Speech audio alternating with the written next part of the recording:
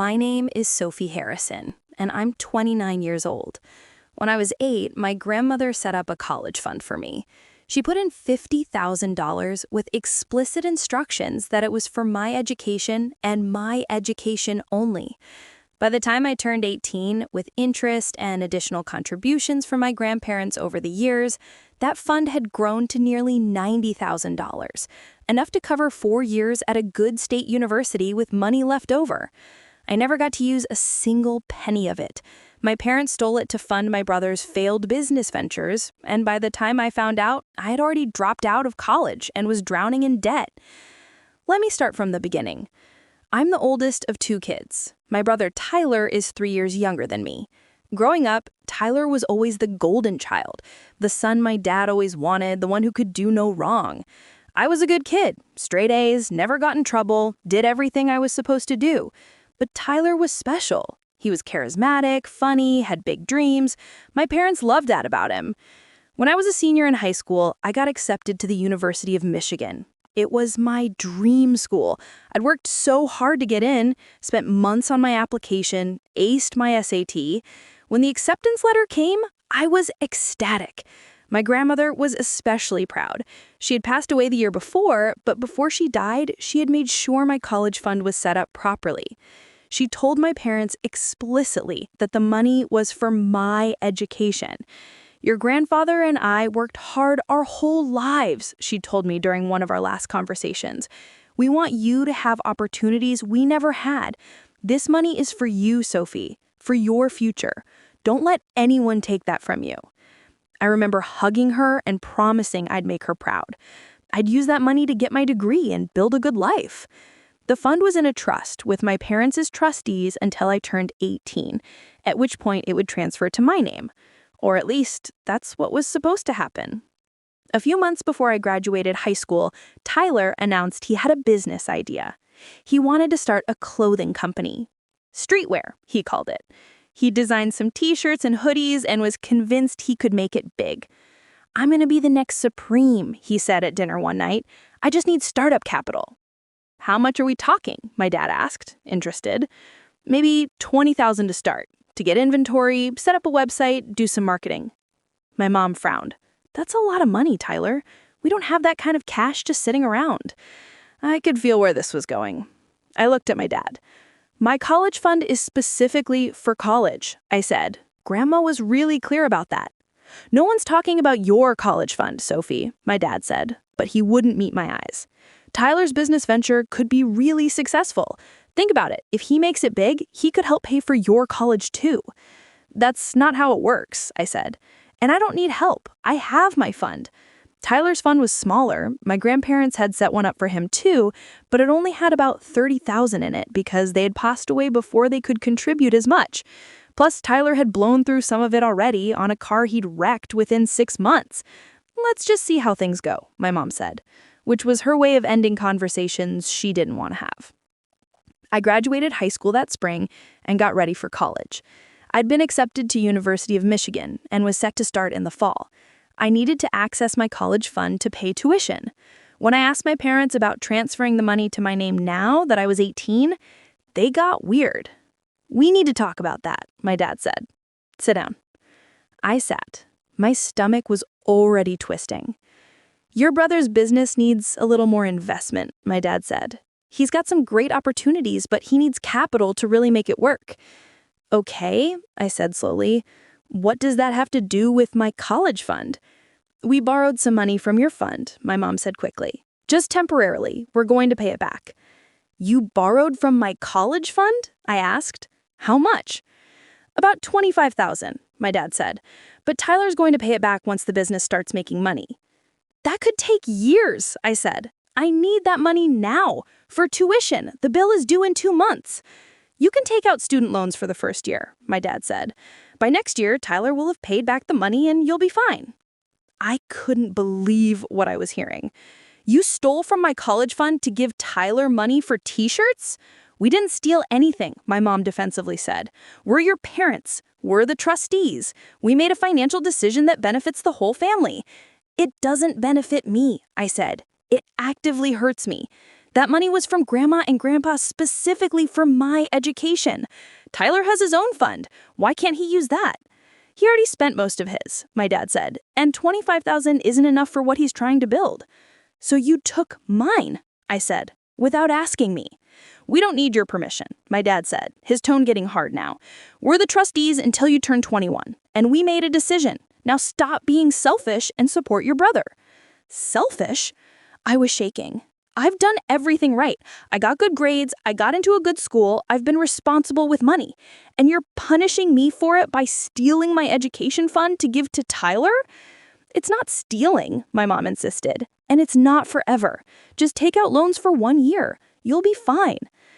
I left the room before I said something I'd regret. I spent the next few weeks trying to figure out what to do. I called the bank that held the trust. They confirmed that my parents, as trustees, had the legal right to withdraw money until I turned 21. I called a lawyer.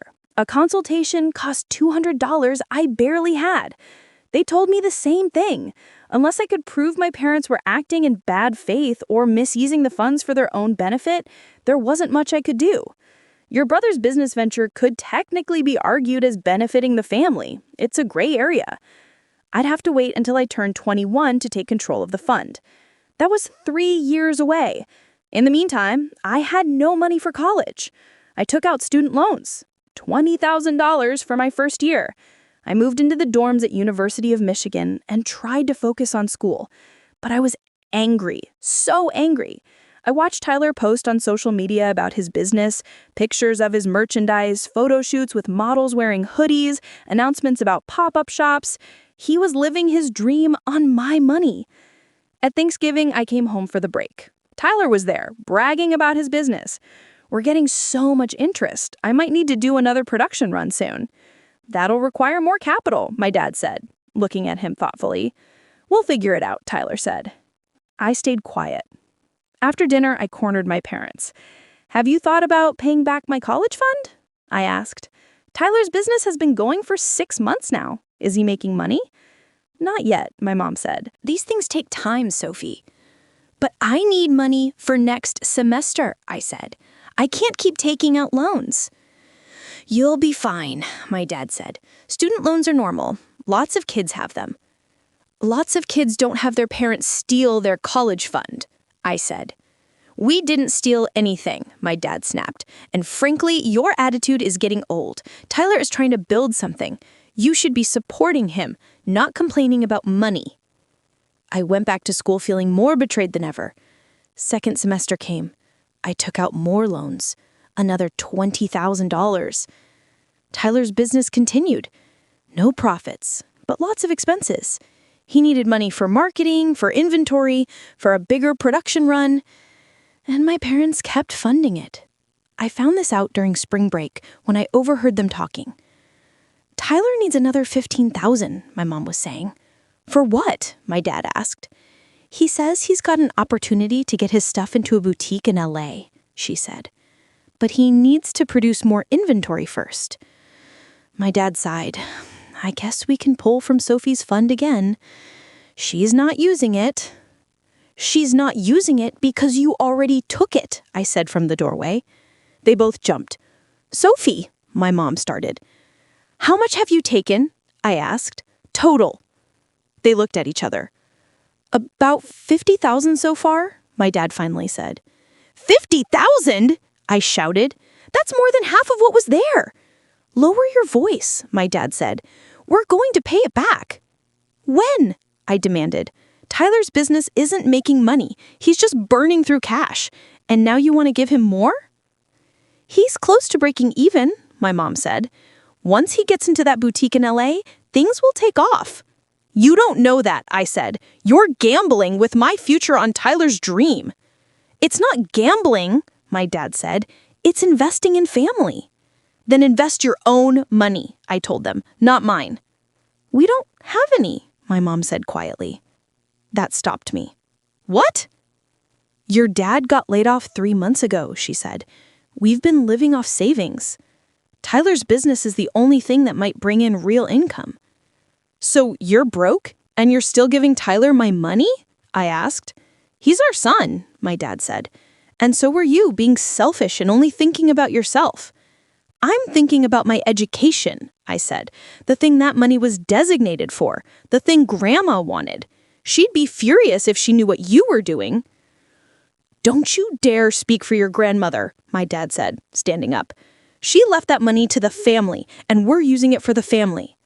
She left it for my college, I said, not for Tyler's t-shirt company. Get out, my dad said. If you're going to be disrespectful, you can leave. I left. I went back to school and stopped talking to my parents beyond necessary texts. My second year of college came. I took out more loans. Then more.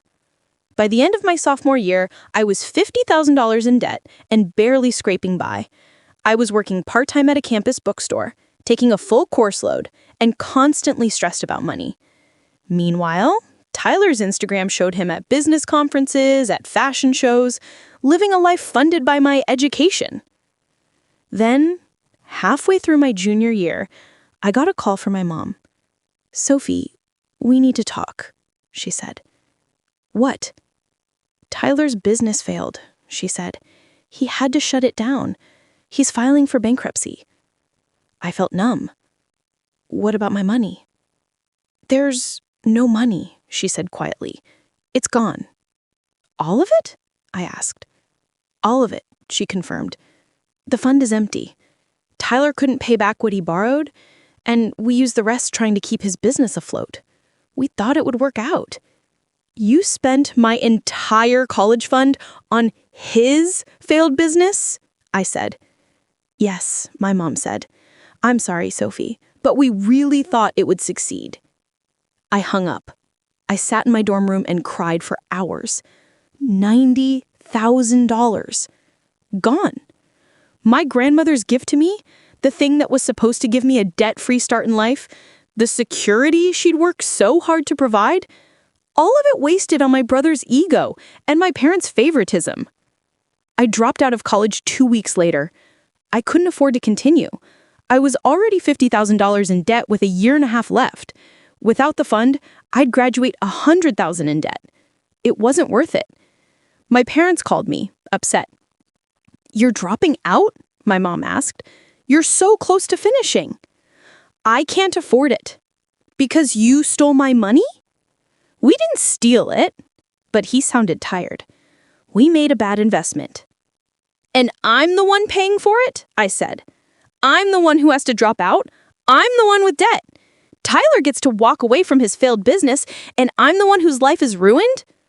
"That's dramatic," my dad said. "Your life isn't ruined. You can go back to school later." "With what money?" I asked. "You took everything." "We'll pay you back," my mom said, "when we can." "You're unemployed," I said to my dad. "You don't have money. How are you going to pay me back?" "We'll figure it out," she said. I didn't believe them. I moved back home because I couldn't afford my own place, got a job waitressing, started making minimum payments on my student loans. I watched Tyler move back home too, back into his childhood bedroom like nothing had happened. He didn't apologize, didn't acknowledge what his failed business had cost me. He just talked about his next idea, his next venture.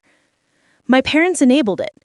"That didn't work out, but the next thing will," my dad would say. "You've got talent, Tyler. Just need the right opportunity." I stopped eating dinner with them, stopped talking beyond what was necessary. I was saving every penny I could, trying to figure out how to move out and restart my life. Then, about 6 months after I dropped out, I was going through some old papers in the basement. I found the original trust documents for my college fund. I'd never actually read them before. I just trusted my parents when they said they were trustees. As I read through the legal language, something caught my eye.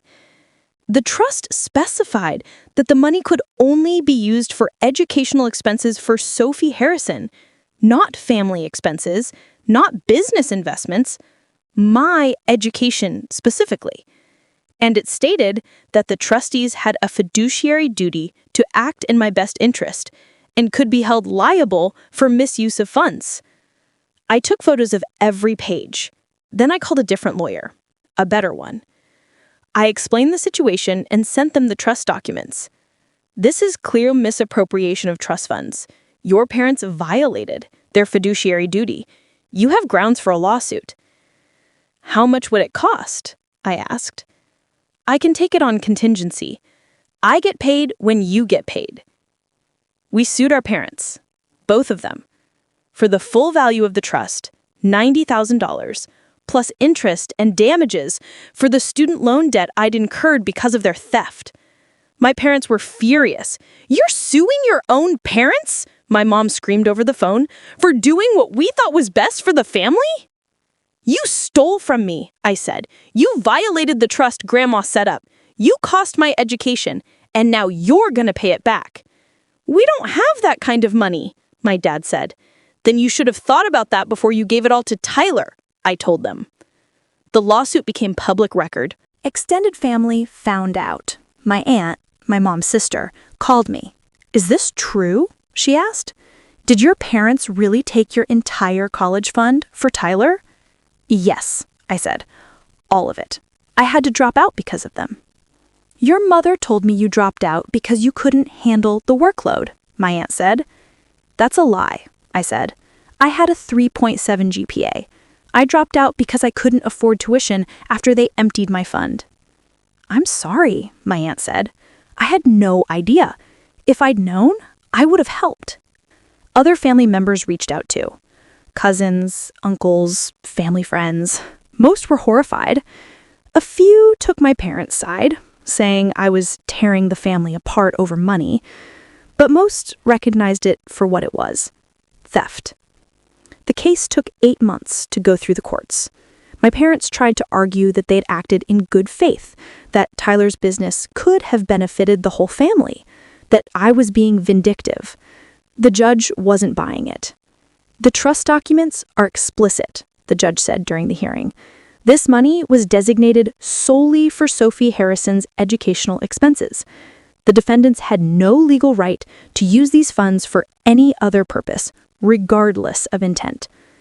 My parents were ordered to pay me $90,000 plus $20,000 in damages for the student loan debt I'd incurred. $110,000 total. "They don't have it," my lawyer told me after the ruling. "They're going to have to sell assets or set up a payment plan." "I don't care how they get it," I said. "I just want what's mine." My parents had to sell their house. The house I grew up in, the house my grandmother had helped them buy. They downsized to a small apartment and set up a payment plan for the rest. $500 a month until the debt is paid. At that rate, it'll take them 18 years. Tyler was furious with me. "You made Mom and Dad sell the house?" he asked when he called me. "You made them sell the house," I said. "You and your failed business." "This isn't my fault," he said. "You're the one who sued them." "Because they stole from me to fund your dream," I said. "You took my education money and wasted it. And you don't even feel bad about it?" "I didn't ask them to take your money," he said. "Yes, you did," I said. "Every time you asked for more investment, every time you promised you were close to making it big, you were asking them to steal from me. And they did it because you're the favorite and I'm just the responsible one who's supposed to accept whatever scraps I get." "That's not fair," Tyler said. "Life's not fair," I told him, "but at least now I'm getting what's legally mine." He hung up on me. I haven't spoken to him since. My parents still send me monthly payments, $500 like clockwork. They never include a note, never called to see how I'm doing, just the payment, cold and resentful. I use it to pay off my student loans. I'm also saving to go back to school. I'm working full-time now as an office manager, making decent money. I've paid off about half of my student loan debt. In another year, I'll have it fully paid off. Then I can think about going back to finish my degree. Some people think I went too far. Extended family members have told me I should have been more understanding, that my parents made a mistake and I punished them too harshly. But here's what those people don't understand. My parents didn't make a mistake. They made a choice. Multiple choices. They chose Tyler over me again and again for years. They funded his dream while sacrificing mine. They violated a trust my grandmother set up specifically to protect my future. And when I found out and confronted them, they chose to defend their actions instead of making them right. So I made a choice too. I chose to hold them accountable, to force them to face the consequences of what they'd done, to get back what was legally and morally mine. My grandmother set up that fund because she wanted me to have opportunities. She wanted me to get an education without drowning in debt. She wanted me to start my adult life with security and possibility. My parents took that from me. So I took it back. People ask me if I feel guilty, if I regret suing my own parents, making them sell their house, essentially ruining their retirement plans. And the answer is no, not even a little bit. They made their choice when they put Tyler's wants above my needs. I'm just making sure they pay for it. My name is Sophie Harrison. I'm 29 years old. My parents stole my $90,000 college fund to fund my brother's failed business, forcing me to drop out of school and go into debt. So I sued them for every penny and made them sell their house to pay me back. And I'd do it again in a heartbeat.